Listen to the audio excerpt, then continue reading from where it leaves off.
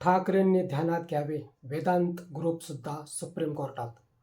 ठाकरेंनी केंद्र सरकारविरोधात सुप्रीम कोर्टात उभा दावा मांडला. त्याला आता गोड फळे यायला लागली आहेत.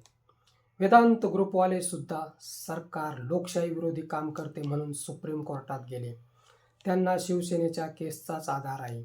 आम्ही हिंदुस्थानी राजकारणाचे जेवढे उन्हाळे, पावसाळे, हिवाळे पाहिले त्यांचा अंदाज घेऊन फक्त एवढेच म्हणू शकतो, ठाकरे परिवारातील कोणत्याही सदस्याने प्रसाद लाड, मोहित कंबोज किंवा इतर भाजपाच्या कोणत्याही सदस्याच्या कोणत्याच कार्यक्रमाला, शुभकार्याला हजेरी लावायला नको. लोकांनी तुम्हाला दिलेले मतदान हे भाजपा विरोधीच आहे. मग त्या मतदारांचे काय?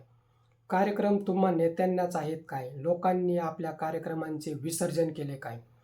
हे विषारी सत्य आहे की शिवसेना फोडण्यात भाजपा म्हणजेच मोदी, शहा व फडणवीस यांचाच हात आहे. निकाल लांबविण्यात व ठाकरेंचे उमेदवार पळविण्यात किंवा बेकायदेशीरपणे पाडण्यातही त्यांचाच हात आहे. मुंबईतील उत्तर पश्चिम लोकसभा मतदारसंघाचा विजय ढापला गेला त्याला ही मंडळी जबाबदार आहे. कोणालाही मिरच्या झोंबल्या असतील तर त्यांनी उतारा अवश्य शोधावा. आम्ही काल, आज आणि उद्याही हेच सांगू. ठाकरेंनी भाजपवाल्यांच्या कोणत्याही कार्याला किंवा शुभकार्याला हजेरी लावू नये.